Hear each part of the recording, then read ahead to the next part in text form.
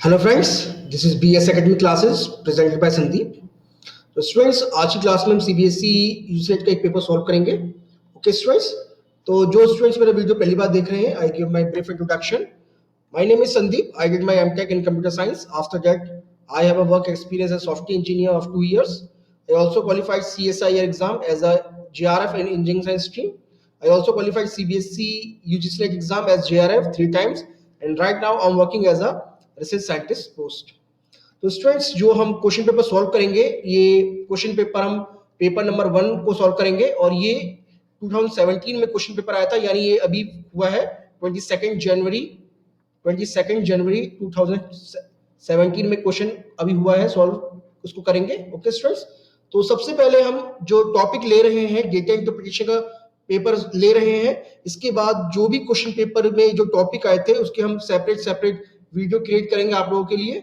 और इसके अंदर जो भी बाकी के जो क्वेश्चन है, जैसे कम्युनिकेशन थ्योरी है, ICT है और बाकी जो डिफरेंट टॉपिक्स है, सभी को लेंगे एक करके। ओके स्टूडेंट्स, सबसे पहले ये क्वेश्चन हमारे पेपर में आया था।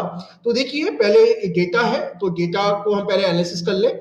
और इस डेटा इंटरप्रिटेशन के 6 क्वेश्चंस आए थे, यानी एक डेटा के ऊपर 3 क्वेश्चन है और सेकंड डेटा पे 3 क्वेश्चन, और तो 3-3 करके 6 क्वेश्चन आए थे हमारे पास इस पेपर के अंदर। तो सबसे पहले ये क्वेश्चन को हम जरा एनालिसिस करें, उसके बाद हम उसके क्वेश्चन को देखेंगे। तो हमारे पास एक टेबल दिया गया है, तो टेबल के अंदर रेवेन्यू है और ये रेवेन्यू जो है वो लैख में है। ओके स्टूडेंट्स, लैख में, यानी जो वैल्यूज हैं, जैसे एक वैल्यू लेते 46, तो ये 46 है, 46 लाख है। ओके, तो अब देखिए, तो हमारे पास ये डेटा दे रखा है। तो डेटा के अंदर एक तरफ तो हमें वर्टिकल देखें तो जर्नल्स, मैगजीन्स, बुक और टोटल दे रखा है। तो हमारे पास 4 साल का डेटा है, 2012, 2013, 2014 एंड 2015। ओके, नाउ इसके अंदर एक जो डेटा है, ये पब्लिशिंग हाउस का डेटा है, तो उनके रेवेन्यू का डेटा है। और उस रेवेन्यू के अंदर कौन कौन सा डेटा है? जर्नल्स, मैगजीन्स, बुक, और हमारे पास 4 साल का डेटा है। ओके, तो इनको हम क्या करते हैं, इनको ऐड करके देख लेते हैं। तो 6177 350, तो यहां पर आ जाएगा आपका 015, यानी 150। तो यहाँ पर हम 150 लिख सकते हैं। उसी तरह से 13 में जो वैल्यूज है उनको भी जरा हम ऐड कर लें। तो इसको ऐड करने के बाद हमारे पास आएगा 163, और उसी तरह से 2014 को हम ऐड करेंगे तो 169, 15 को ऐड करेंगे तो 173। तो ये हमारे पास जो ऐड करके हमने वैल्यू निकाली है। अब जरा हम क्वेश्चंस देखते हैं हमारे पास क्या क्वेश्चंस थे। तो पहले सबसे पहले क्वेश्चन नंबर 1 इसके ऊपर, तो if the year 2016 were to show the same growth in term of total sale revenue as the year 2015 over the 2014 year, then the revenue in the year 2016 must be approximately। अब देखिए, इस question paper में दिया गया है कि 2014 में हमारे पास जो 2016 में जो हमारे पास रेवेन्यू जनरेट हुआ है, वो उतना ही परसेंट है जितना 2015 का डेटा, 2015 से 2014 में जो इंक्रीजमेंट हुआ है। अब देखिए, 2014 में जो डेटा था, जो हमारे पास जो टोटल रेवेन्यू है वो 169 है, आप देख सकते हैं। और 2015 में जो हमारे पास रेवेन्यू आया है वो 173 है। तो इनका इंक्रीमेंट अगर हम देखें तो 169 से 173 हो गया, यानी अप्रोक्सीमेटली 4 लाख का इंक्रीमेंट हो गया है। तो अगर हम इसको देखें, इसको इंक्रीमेंट देखें इसका, तो 4/169। तो अगर हम इसको देखेंगे, अप्रोक्सीमेटली करेंगे, तो अप्रोक्सीमेटली हमारी वैल्यू आ जाएगी ऑलमोस्ट 2.5% के बराबर आ जाएगा। 2.5% के इंक्रीमेंट आ जाएगा अप्रोक्सीमेटली। तो अब ये डेटा है 173, तो 173 को अगर आप 2.5% इसका निकालेंगे, 2.5% निकालेंगे 173 का, तो ये अप्रोक्सीमेटली, ये भी इसका अप्रोक्सीमेटली 4 आएगी। तो ये 4 वैल्यू आप इसके अंदर ऐड करोगे तो 173 प्लस 4 इज इक्वल्स टू 177, तो 177 आ गया। ओके स्टूडेंट्स, तो जो हमारा जो आंसर है उसके अंदर अगर हम देखें, आंसर ए नहीं हो सकता, बी भी नहीं है, सी भी नहीं है, और तो हमारे पास जो आंसर है वो डी है। D is the correct answer. मैं एक बार फिर से आपको बता देता हूं। अब देखिए, आपके पास डेटा है, जरा देखें डेटा को। तो इसके अंदर जो क्वेश्चन में हमें बताया गया है कि 2014 से जो डेटा इंक्रीमेंट होकर 2015 में जितना परसेंट इंक्रीमेंट हुआ है, उतना सेम परसेंटेज 2015 से 2016 में होगा। तो जो डेटा है हमारे पास, जो टोटल रेवेन्यू हमारे पास जनरेट हुआ 2014 के अंदर वो 169 लाख है। 2015 में जो डेटा हमारे पास जो जनरेट हुआ 173 है, तो उसी का परसेंटेज हम निकाल लें। तो जब आप चेंज इन परसेंटेज निकालते हैं तो 173 माइनस 169 अपॉन 169 जो कि बराबर होगा इधर के, तो ये आ जाएगा आपका x, मान लेते x minus 173 upon 173। Okay students, तो जब हम इसको वैल्यू को इक्वल करेंगे, यहाँ पर लिख लेता हूं मैं, तो 4 upon 169।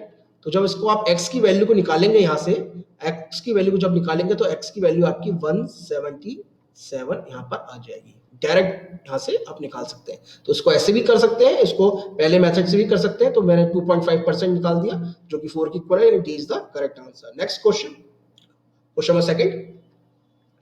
In 2015, approximately what percent of total revenue came from books? यानी 2015 के अंदर कितना परसेंट रिवेन्यू हमारा बुक्स के अंतर्गत आया था। देखिए 2015, अगर 15 की बात करें, 15 में जो टोटल रिवेन्यू है वो है 173, टोटल रिवेन्यू है 173, और जो बुक्स से हमारा रिवेन्यू आया है वो है 78, तो 78 आ गया। अब ये 78 173 का कितना परसेंट है, यही हमको निकालना है। तो अगर हम देखें तो 78 अपॉन 173 इंटू 100। अब देखिए स्टूडेंट्स, 173 का अगर हम हाफ करके देखेंगे, 173 को हम क्या कर लेते हैं, अप्रोक्सीमेटली मान लेते हैं 170 का इक्वल मान लेते हैं। तो 173 की जो हाफ वैल्यू होगी, 173 की जो हाफ वैल्यू होगी, हाफ की बात करें तो हाफ हमारे पास आएगा ऑलमोस्ट 86.5। ठीक है, अब हमको जो निकालना है परसेंटेज वो 78 का निकालना है। तो ये वैल्यू 86.5 78 से ज्यादा है, तो ये वैल्यू 50% से तो कम होगी, ये तो हमें दिख गया। अब कितना कम है वो हमें ऑप्शन के अकॉर्डिंग हम इसको एडजस्ट करके देख लेते हैं। तो देखिए 25 और 35, देखो 55 तो इसका आंसर नहीं हो सकता, मोर देन 50 है। और 35 25 जो वैल्यू है ये बहुत ज्यादा वैल्यू है, गिरी हुई है, यानी गिर गई, काफी गिरावट आ गई, डिक्रीमेंट हो गया, इतना भी इसमें गिरावट नहीं आ गई। अप्रोक्सीमेटली अगर देखें तो ये केवल वैल्यू जो है अप्रोक्सीमेटली 7 8 6 8 अगर देखें अप्रोक्सीमेटली देखें तो 8.5 वैल्यू ही इसका लैक का कमी आ रही है इसके अंदर। तो ये जो आंसर है तो 35 तो बहुत ज्यादा डिक्रीज हो जाएगा, 25 उससे ज्यादा डिक्रीज हो जाएगा, तो इसका करेक्ट आंसर जो होगा वो 45% आएगा। तो A is the correct answer. आप इसको आपको क्या है, क्वेश्चन को सॉल्व नहीं करना कंप्लीटली, आपको ऑप्शन को करेक्ट लगाना है। तो आप इसके अंदर अपना जुडिशियली वे से थोड़ा अगर ध्यान दें तो आपको क्वेश्चन को सॉल्व करने की जरूरत नहीं पड़ेगी और आपका आंसर भी आ जाएगा। उसी तरह से नेक्स्ट क्वेश्चन करें। नेक्स्ट क्वेश्चन हमें दे रखा है, the number of years in which there was an increase in revenue from at least 2 categories of item is. यानी हमें कम से कम 2 कैटेगरी के अंदर हमारा इंक्रीमेंट हुआ है अप्रोक्सीमेटली पहले पिछले वर्ष के अनुसार। तो इतने कितने हमारे पास ईयर है। तो देखिए 2012 को तो हम लेंगे नहीं, क्योंकि 2012 को इसलिए लेंगे क्योंकि हमारे पास 2011 का डेटा नहीं है, तो इसलिए हम 2012 को इंक्लूड नहीं करेंगे। अब देखिए हम इंक्रीमेंट डिक्रीमेंट देख लेते हैं। तो 2012 का डेटा देखिए और 13 का देखिए। देखो जनरल की वैल्यू 46 से बढ़कर 47 हो गई, और 47 से वैल्यू घटकर 45 हो गई, और फिर 45 से वैल्यू फिर घटकर 44 हो गई। तो ईयर जो है आपके जर्नल्स की वैल्यू तो घट रही है, इसलिए हम नहीं लेंगे। अब देखिए दूसरा देखते हैं, बुक्स मैगजीन की देखिए, मैगजीन की वैल्यू 31 से वैल्यू बढ़कर 39 हो गई, फिर नेक्स्ट ईयर 46 हो गई, और फिर बढ़कर फिर से 51 हो गई। तो हमारी जो ईयर है इसके अंदर हमारे सारे ईयर आ जाएंगे। अब हम बुक्स की देखें, बुक्स को 73 से बढ़ के वैल्यू 77 हो गई, 77 से वैल्यू बढ़कर 78 हो गई, और 78 से बराबर है 78। अब देखिए ईयर 2013 और ईयर 2014 में अप्रोक्सीमेटली 2 की वैल्यू बढ़ी है। जैसे अगर हम 2013 की वैल्यू देखें तो वैल्यू हमारी जो बढ़ी है वो हमारी जर्नल्स की वैल्यू बढ़ी है, और मैगजीन्स की वैल्यू बढ़ी है, और बुक्स की वैल्यू बढ़ी है। 2014 के अंदर अगर हम देखें, जर्नल्स की वैल्यू हमारी बढ़ी नहीं है, डिक्रीमेंट हुआ है, मैगजीन्स की वैल्यू हमारी इंक्रीज हुई है, और बुक्स की वैल्यू भी हमारी इंक्रीज हुई है। 2015 के अंदर तो डिक्रीज हुई है। तो देखिए दो हमारे हमको केवल अगर हम देखें 2013 और 2014 का डेटा हमारा एटलीस्ट जर्नल को अगर हम हटा दें, जर्नल्स को हम हटा दें, तो मैगजीन और बुक दोनों का डेटा में इंक्रीमेंट आया है। तो इसका जो आंसर है वो दो है, तो 2013 और 2014 का आंसर ये दो, हमारे पास 2 साल आ गए ऐसे कि जिसमें वैल्यूज इंक्रीमेंट हुई है, और दो कैटेगरी ऐसी है। तो ए आंसर नहीं है, 0 नहीं है, 1 नहीं है, इसका आंसर सी है। सी इज द करेक्ट आंसर, यानी 2। 2013 और 2014 में वैल्यूज इंक्रीमेंट हुई है, रेवेन्यू की वैल्यू, और वो भी मैगजीन और बुक्स कैटेगरी के अंदर। Next question, question number second मतलब इसलिए क्योंकि डेटा इंटरप्रिटेशन का एक क्वेश्चन है और इसके अंदर वैल्यूज जो है एकदम चेंज हो गई है। अब देखिए, अब यूजीसी का जो टेंडेंसी हो गई है, अब वो आपको इस तरह क्वेश्चन देने लगा है जिसके अंदर आपके कुछ वैल्यूज गिवन नहीं होती, हिडन रहती हैं। तो आप देखिए इसको, अब देखिए इसमें एक डेटा दे रखा है, यूनिवर्सिटी का डेटा है, यूनिवर्सिटी प्रोफेसर मेंटेन डेटा और एमसीए स्टूडेंट्स का डेटा मेंटेन करता है, और वो स्टूडेंट्स के उनकी परफॉर्मेंस का डेटा इसके अंदर हमें दे रखा है। अगर हम देखें तो इस पर्टिकुलर जो डेटा है इसके अंदर वायरस का हिट हो गया है, कंप्यूटर वायरस इसके अंदर आ गया, उसकी वजह से कुछ डेटा हिडन रह गया, डेटा करप्ट हो गया, और करप्ट की वजह से वो डेटा जो है वो वहां से वैल्यूज की बिल्कुल डिलीट हो गई। तो अब हमको ये डेटा, सबसे पहले तो इस क्वेश्चन में हमारे लिए सबसे मेन हर्डल ये है कि अगर हम इस डेटा को रिकवर कर लें तो हमारा आंसर इसमें आ जाएगा। तो रिकवर कैसे करेंगे, हमारे पास इन्होंने 3 ऑप्शन दे रखे हैं, 3 कंडीशन दे रखी है, और कंडीशन को फॉलो करते हुए हमें आगे बढ़ना है। तो ये क्वेश्चन हमें इस तरह से दिया गया है कि डेटा के अंदर एक प्रोफेसर डेटा मेंटेन करता था एमसीए स्टूडेंट्स का, किसी वजह से कारणवश कंप्यूटर वायरस हिट करके डेटा पर, उसकी वजह से सारी वैल्यू चेंज हो गई, सारी वैल्यूज उसके अंदर खराब हो गई, करप्ट हो गई। अभी वैल्यू को रिकवर किया गया, डेटा रिकवर करने के बाद कुछ हद तक तो रिकवर कर पाए, और बाकी वैल्यू आपकी डिलीट हो गई। अब ये सामने डेटा हमारे पास है, तो एक्सपर्ट की कमेटी बैठी, कमेटी ने देखा कि हमारे पास 3 कंडीशन है कि half the students were either excellent और गुड, यानी आधे के बराबर स्टूडेंट जो है वो या तो गुड है या फिर एक्सीलेंट है, या तो गुड है या फिर एक्सीलेंट है, ये इनके पास पहली कंडीशन है। फिर 40% of the students were female, यानी 40% जो स्टूडेंट्स हैं वो फीमेल है, ये बात भी समझ में आती है। अब 40% स्टूडेंट फीमेल है, तो फीमेल की टोटल वैल्यू कितनी है, 32। तो देखिए 40% अगर स्टूडेंट्स फीमेल आएंगी तो बाकी के स्टूडेंट्स कितने बच गए, 60%। ये 60% क्या होंगे, मेल होंगे, ऑब्वियस बात है। तो ये 60% अब कितने होंगे, अब देखिए 40% इज इक्वल टू 32, तो 60% क्या होगा स्टूडेंट्स, 60% निकालने के लिए हम क्या करेंगे, इसको हम 32 इंटू 60 अपॉन 40 ऐसे कर सकते हैं आप इसको। तो आप इसे जब इसे कैलकुलेट करेंगे, 0 से 0 कैंसिल कर देंगे आप एक बार, तो आप इसको कैलकुलेट करेंगे तो 48 आ जाएगा। तो 48 स्टूडेंट्स आपके मेल हो गए, तो 48 यहां पर आ जाएगा, 48। ओके, तो 32 और 48 कितना होता है, 80 होता है। टोटल स्टूडेंट्स कितने हो गए, स्टूडेंट्स 80 हो गए, ये हमें निकाल लिया। अब देखिए 1/3 of the male students were average, 1/3 students male students वो है एवरेज है। तो 48 का 1/3 कितना होता है, 48 का 1/3 होता है 16। तो ये 16 हम रख देंगे यहाँ पे एवरेज में, तो 16 यहाँ पर हो गए। अब 16 एंड 10 26, और बाकी के बच्चे गुड हो जाएंगे, तो कितनी हो जाएगी वैल्यू है, ये वैल्यू हो जाएगी 22। 22 वैल्यू आ गई। अब ये 48 हो गया, 16 22 एंड 10 तीनों को मिलाएंगे तो 48 आ जाएगा। अब देखिए गुड स्टूडेंट्स कितने हैं, गुड स्टूडेंट्स 30 है टोटल, जिसमें से 22 तो मेल हो गए, तो बाकी कितने बचे 8, तो 8 स्टूडेंट्स आ गई फीमेल, 8 स्टूडेंट्स आ गए, इसमें फीमेल हो गए। अब हमारे पास, अब देखिए एक कंडीशन ये थी, half of the students were either excellent और गुड, तो यानी आधा स्टूडेंट्स या तो गुड होंगे एक्सीलेंट होंगे, तो 80 का आधा कितना होता है 40, तो 40 स्टूडेंट या तो गुड होंगे या फिर एक्सीलेंट होंगे, जिसमें से 30 तो गुड हो गए। अब बाकी के बचे हुए एक्सीलेंट होंगे, तो एक्सीलेंट कितने होंगे 10 होंगे, यहाँ पे 10 आएगी वैल्यू, तो 10 यहां पर आ जाएगा। अब एक्सीलेंट अगर 10 होंगे तो मेल पूरे जो कंप्लीट है वो 10 के 10 आ गए, तो फीमेल कितनी एक्सीलेंट है, वो 0 हो जाएंगी, तो 10 एंड 0 बराबर 10 आ जाएगा। अब देखिए फीमेल कितनी एवरेज हो जाएंगी, फीमेल को अगर आप ऐड करेंगे तो 24 आ जाएगा यहाँ पर, और यहाँ पे टोटल आ जाएगा, ये आ जाएगा आपकी वैल्यू 40।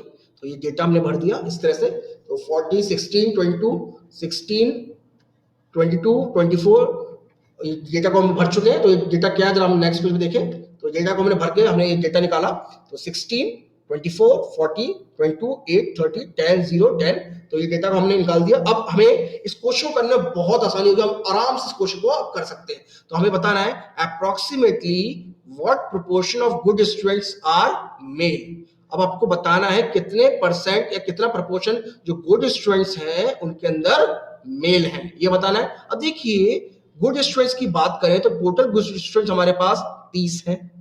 अब 30 के अंदर से हमारे पास जो मेल की वैल्यू है वो कितनी है स्टूडेंट, 22, तो 22/30 हमें प्रोपोर्शन निकालना है।